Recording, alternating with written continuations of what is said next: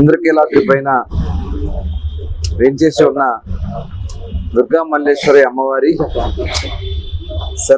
నవరాత్రి దసరా మహోత్సవాలు పెద్ద ఎత్తున నిర్వహించాలని చెప్పి ఆంధ్ర రాష్ట్ర ప్రభుత్వం గౌరవ ముఖ్యమంత్రి వర్యులు చంద్రబాబు నాయుడు గారు ఆదేశానుసారం అన్ని ఏర్పాట్లు అక్కడ మంత్రులు రామనారాయణ రెడ్డి గారు, అలాగే స్థానిక శాసనసభ్యులు సుజనా చౌదరి గారు, అలాగే విజయవాడ పార్లమెంట్ సభ్యులు కేశినేని చిన్ని గారు, ఎమ్మెల్యేలు గద్దె రామ్మోహన్ గారు, బోండా ఉమామహేశ్వర గారు, అధికారులు, హోమ్ మినిస్టర్ గారు అనిత గారు అందరూ కూడా ఈరోజు రివ్యూ చేయడం జరిగింది.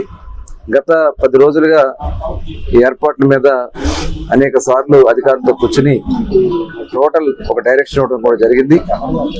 మరి వచ్చేటటువంటి భక్తులకి ఎక్కడ ఎటువంటి ఇబ్బంది రాకుండా ఉండాలని, అలాగే అక్కడ తయారు చేసే ప్రసాదాల దగ్గర నుంచి దర్శనాల దగ్గర నుంచి ప్రజలకి ఒక మంచి అనుభూతిని కల్పించాలనే ఉద్దేశంతో అన్ని ఏర్పాట్లు కూడా చేయడం జరుగుతుంది. టోటల్ లైన్లు కూడా వచ్చే భక్తుల్ని మేనేజ్ చేయడం కోసం కమాండ్ కంట్రోల్ రూమ్ లాగా ఇక్కడ ఏర్పాటు కూడా చేసుకుని దాదాపు 150 కెమెరాలతో నిరంతరం మానిటర్ చేస్తూ, అలాగే కొన్ని హోల్డింగ్ పాయింట్స్ కూడా ఏర్పాటు చేసి ఎక్కువగా క్రౌడ్ వచ్చినప్పుడు, ఎక్కువగా భక్తులు వచ్చినప్పుడు వాళ్ళందరినీ కూడా ఆయా ప్రాంతాల్లో నిలబెట్టి వాళ్ళని కావాల్సినటువంటి సదుపాయాలన్నీ కూడా అక్కడ ఏర్పాటు చేసి వాళ్ళకి టిఫిన్ కానీ, భోజనాలు కానీ, వాటర్ కానీ, మజ్జిగలు కానీ అన్ని కూడా భక్తుల సహకారంతో అక్కడ ఏర్పాటు చేయడం జరుగుతుంది. అక్కడి నుంచి దశల వారీగా క్యూ లైన్లు అక్కడ ఉన్నటువంటి కెపాసిటీని బట్టి వాళ్ళందరూ కూడా దర్శన కార్యక్రమం చేయడానికి అన్ని ఏర్పాట్లు చేయడం జరుగుతుంది. అలాగే ప్రసాదాల క్వాలిటీలో కూడా ఎక్కడా లోటు రానివ్వకుండా టోటల్ మొత్తం కూడా పర్యవేక్షణ చేయడం జరుగుతుంది.